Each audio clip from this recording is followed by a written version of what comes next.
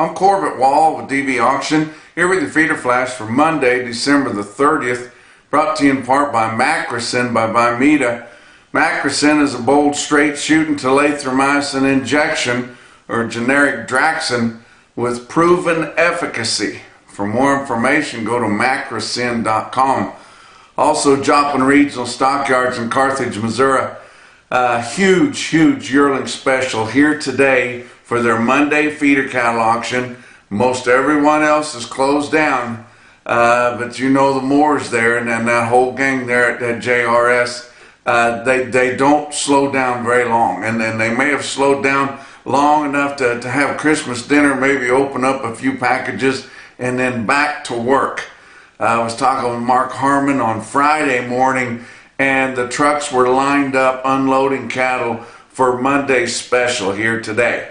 They're going to start at 6 o'clock in the morning. They're expecting 12,000 head of cattle. They've got a jillion yearlings there, guys.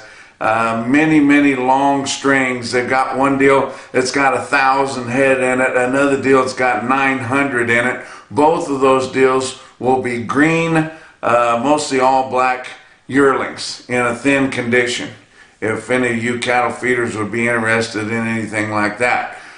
They've got another 800 950 pounders.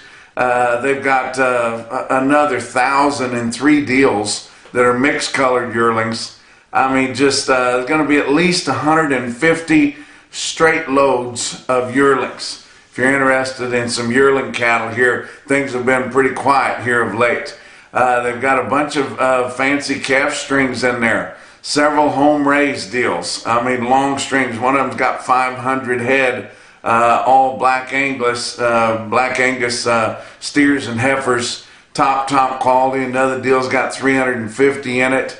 I mean, just a huge sale here when everybody else is shut down. Got 12,000 head. Then they're going to turn right back around on Thursday, have a wean vac special. They've got 6,000 for it. And all of those will be program cattle, be long time weaned, had the shots, the whole JRS program there. And then as soon as they get done with the wean back special, which they don't take very long because they sell them in such big drags, they're going to have a prime time livestock video right from the barn on Thursday afternoon as soon as that's done. So big week at Joplin Regional Stockyards. They don't mess around, guys, and they're hard workers, and that's how they sell over 400,000 through the ring there. And I'll have to get with Mark Harmon and see exactly how many they did sell in 2024. And I'm not sure if it's a record or not, but I'm thinking it could be. No holiday hurdles. And going back as far as, what was it, 2003, when we had the cow that stole Christmas at the mad cow was discovered right before Christmas there. Gosh, that's been over 20 years ago, guys. Seems like 3 or 4 years ago. I'm getting old. But we didn't see anything like that pop up. What little we did see was bullish. I've talked about the Cattle on Feed report the last time I did a feeder flash, which has been a week ago. But that thing was largely neutral, leading to the bullish side, but it didn't interrupt the board at all. In fact, the board was very friendly over the holiday, with light trading there, and completely closed down on Christmas Day, of course, but we'll talk about that in a minute. But the board was very friendly. Any news that come out appeared to continue with this tight supplies of all classes of cattle, and I don't see any reason why we shouldn't continue to see some records being made. You look back in 2024, and we had all-time record high prices on every class of commercial cattle that there is. We saw our calf prices first hitting record prices back in June. And then yearlings, as they come off grass there, they hit record highs several times through the summer there, up through midsummer. We saw our slaughter cows, weigh up cows, bringing all-time record prices back there in the summertime. And then we didn't know we'd come on a dip there early in the fall, as it started to kind of dry out, and we didn't know if we were going to see any more all-time record high fats. And we saw record high fats back in June also. Then we thought, well, maybe we won't see any more record prices for a while. Then we had all that moisture in November. Things got really wild, looking for something to turn out on this winter forage. And so when that happened, we saw all-time record high prices again coming in November for calves. And then here of late, the last couple of weeks, we've seen yearlings blow out the top end. We've seen all-time record high index level prices.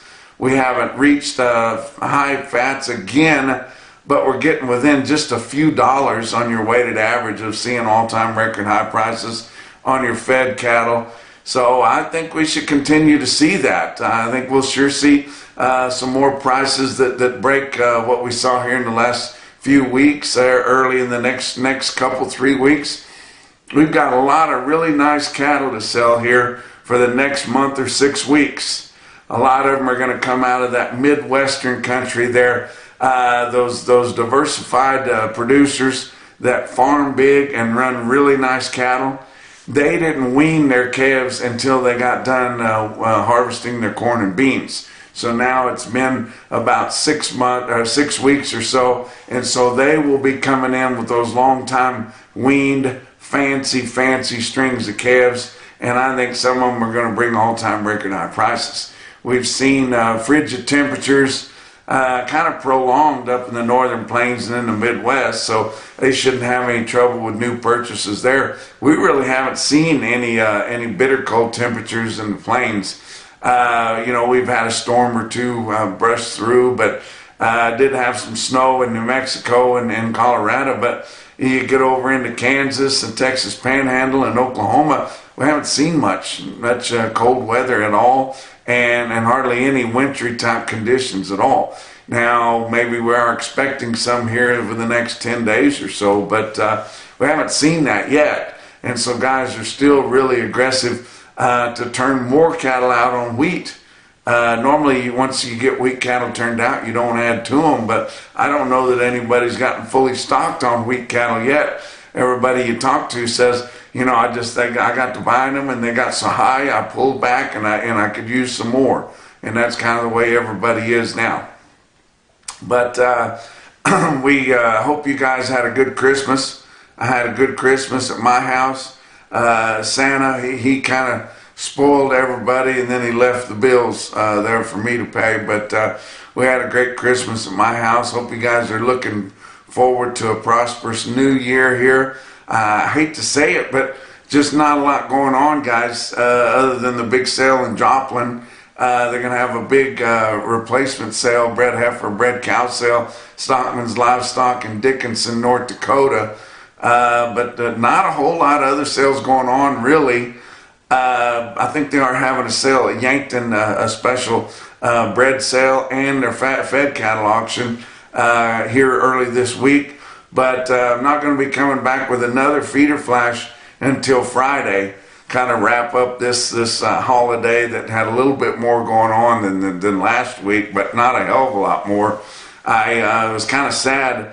I went into Cattle Market Central, where I normally get my top quotes every time I do the feeder flash, and I pull out of probably 250 sale barns that pump information into that I get my quotes from, and pulled it for a whole week.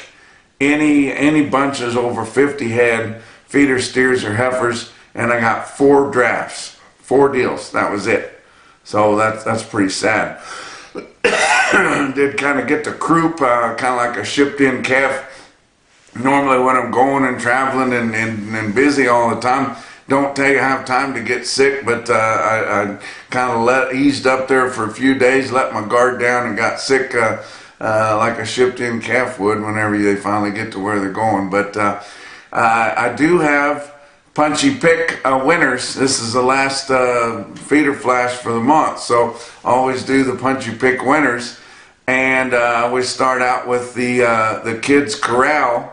So if you guys would like to be a sponsor of Feeder Flash, we're looking for a Kids Corral prize sponsor. If you guys are interested in doing something like that, always recognize 3 places there. 3rd place in the Kids Corral is Monty Shack and his 7-year-old daughter, Shawnee Joe, on her horse Denny there.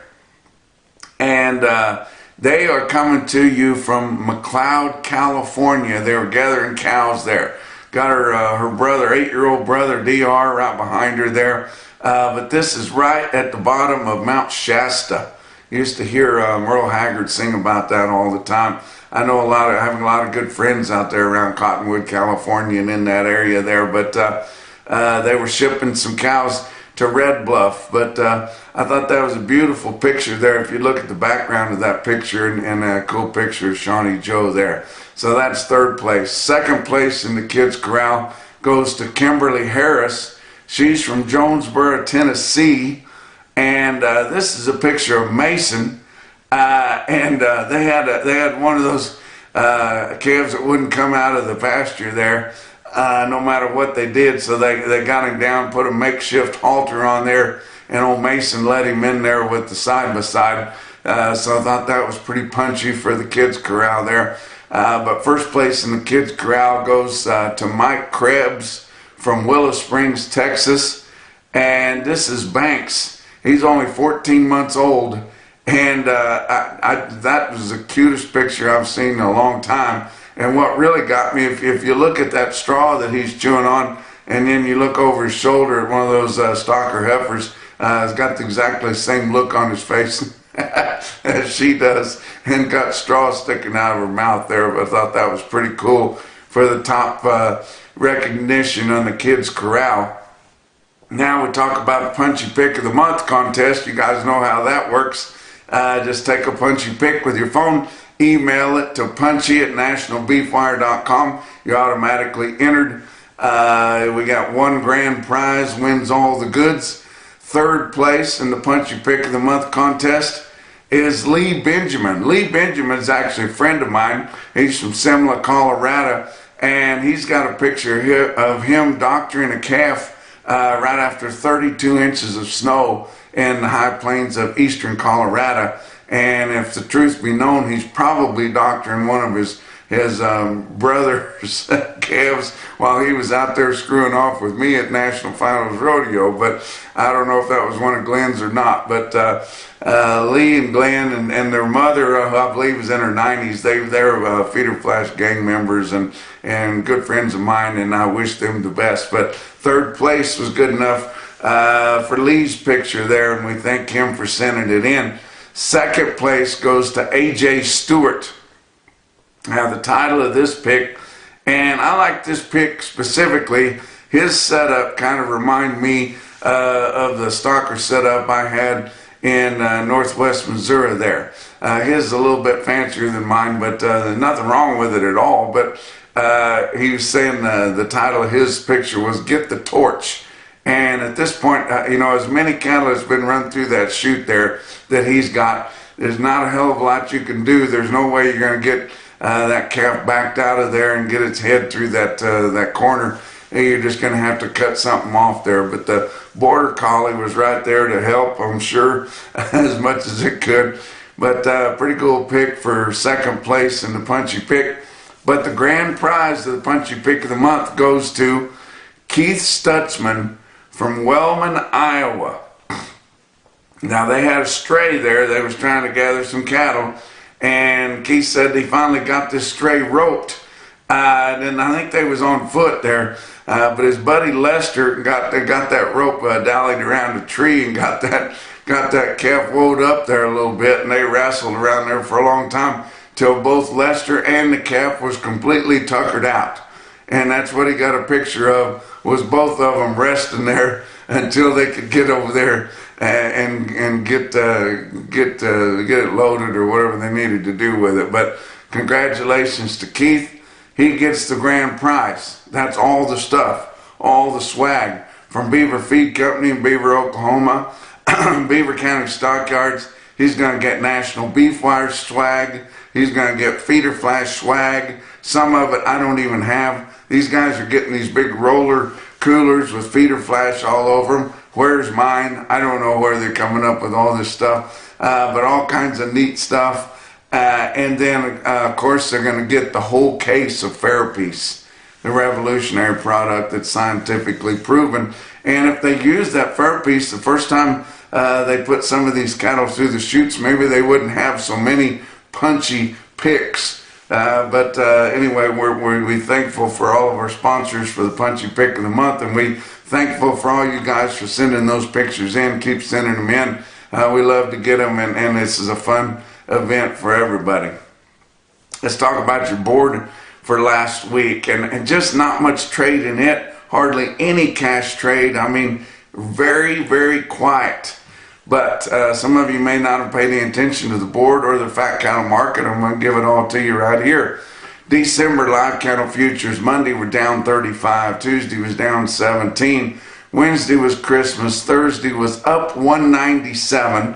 Friday was up 72. December live cattle futures ended the week at 193.50. That was up 218 for the week. February ended at 190.65, up 215 for the week. April is normally always the highest month, and it's not as high as December is, but it's sitting at 193.35. January feeder cattle, Monday was up $1, Tuesday was down 75, Wednesday was Christmas Day, Thursday was up 345 on feeder cattle on Thursday, the day after Christmas. Feeder cattle futures on Friday up another 207. I mean, this thing could get pretty waspy early this week here at this big sale in Joplin and any other place that's going to have a sale, and the first sales that the rest of these sale barns have after the holidays. But January feeder cattle ended the week at 261.37, actually higher than our index levels, but they backed off because there just wasn't enough volume in them to keep them up. But 261.37 for January feeder cattle, that was up 577 for the week. Wow. March feeder cattle ended the week at 260.55, up 473. Your grains were higher too. March corn ended the week at 454 bushel, up 7 3/4. January beans ended the week at 980. That was up 5.5 cents a bushel. Kansas City hard red winter wheat 554.5, up 9 3/4 cents. So pretty good on your commodities, ag commodities during the holiday week. Now your fat cattle trade, extremely light. It's all through the week until after Christmas, and not until Friday did we see hardly any trade. Up through Thursday, we'd only seen 2,000 cattle trade negotiated in your 5-area feeding region, and it was mostly in Kansas, not Iowa or Nebraska. It was mostly in Kansas. So up through Thursday, your price spreads and your weighted averages are very disappointing. 190 to 192, that's what they had in Kansas. Weighted average there, 190, 135, but you can't pay much attention to that because we had no northern plains trade to speak of. Some dress trade was at 302, and that's all we'd had up through Thursday. Now Friday was a whole new deal. Higher prices again. I don't know if our weighted average is going to be higher than the week before the holiday. That was pretty stretchy at 194.73, but we're going to get really close to it. Iowa sold 4,000 head on Friday early before 2 o'clock. They likely had some more trade after that. 4,500 for the week. Live prices in Iowa on Friday, 195 to 196. That's $1 higher than the previous week. Dress trade from 305 to 308. That's steady to $3 higher. Nebraska sold 2,200 on Friday before 2 o'clock. That's all they'd sold all week. Live price was 196 only, so we may get a higher weighted average. Dress trade from 307 to 309. Kansas sold 7,000 on Friday, 8,400 for the week. Live price in Kansas on Friday, 192 to 193, with a few up to 195. and some dress trade at 307. That would be $2 higher there. Texas sold 2,500 on Friday, only 100 more than that before Friday. Live price in Texas 192 to 193. That's $1 higher, guys. Box beef cutout values gained ground last week also on light trade and light volume. Your weighted average on all of last week's choice cuts 319.58. That was up 271 from the previous week's weighted average. But your late Friday sales were another $2.80 higher than that at 322.38. So that's some last minute hand to mouth buying there. Your selects, your weighted average on all of last week's select sales 288.88. That was up 215 compared to the previous week's weighted average. And then your late Friday sales on select were another 225 higher than that at over 291. Your choice select spread on the weighted average was $30.70. All that based on 388 loads of cuts, grinds, and trimmings, which that's a holiday type of volume there. Now your slaughter last week was disappointing, but even more disappointing than usual. 434,000 estimated cattle slaughter last week during the Christmas week holiday. It's non-comparable to the previous week, but compared to the same week a year ago, which was Christmas week, it was 66,000 less. That's kind of ridiculous there, guys. But let's talk about your feeder cattle market. Your real-time index on DVAuction ended the week last week on very, very small volume, hardly any cattle selling at all, at 259.89. That was down 383 for the week. And your latest CME cash feeder cattle index was 258.32.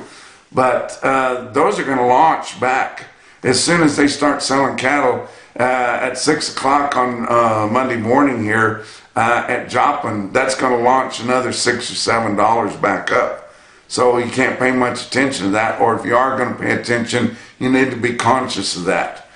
Very few cash sales to tell you about that, guys. I do want to remind you again about the big holiday bred heifer and bred cow sale at Stockman's Livestock Exchange in Dickinson, North Dakota. You can get on DVAuction.com and check that sale out. On Sunday, I was at Columbus, Texas at the Cattleman's Columbus Livestock Auction there in Columbus, Texas. They had a replacement special. I was there taking bids for DVAuction. Most all the cattle there had some amount of Brahman cross in them. Some of them were F1s, a lot of them. The most popular ones there are the F1 Brayfords, the tiger stripes that you get with Hereford bulls and gray Humpy Bramer cows. And that's what everybody wants down in the South Texas country there. But we did have some pretty impressive quotes there. The bred heifers, third stage bred heifers, bring from 3,100 to 3,650. Second stage bred heifers from 27.5 to 3,550. The open heifers, and some of them didn't have that much weight to them, maybe 800 or 900 pounds at best, bring from 2,300 to 2,900, and they've been pretty bramery. Heifer pairs sold like crazy, especially the F1 Brayford heifer pairs. They bring from 3,700 to 4,500. And then the young cows with calves at side bring from $3,500 to $4,050. Now I was in Columbus, Texas, which is about halfway between San Antonio and Houston, guys, right on I-10 there. Looking at some other cash quotes, like I said, there was hardly anything. Did see a quote out of Bloomington, Wisconsin, at Bloomington Livestock Exchange. Now this was, I think it was 2 days before Christmas there on the 23rd. There was 64, and they had a Holstein cross special. These would be Holstein Angus crosses. Not really what you would call beef on dairy, because that's more of a really high energy, AI bred dairy cow. But these would be Holstein and Angus cross feeders. 64 head of those steers weighed 869. and bring $2 a pound, which I thought was pretty good for that special sale. And then, of course, Kevin Larson, he's too greedy not to have a sale during the holidays, so he had one there at Aberdeen Livestock Sales in Aberdeen, South Dakota on the 23rd. Sells 64 steer calves, weigh 546 at 347. And that's your Macrocin No BS top quote for the day. And that's your feeder flash for Monday.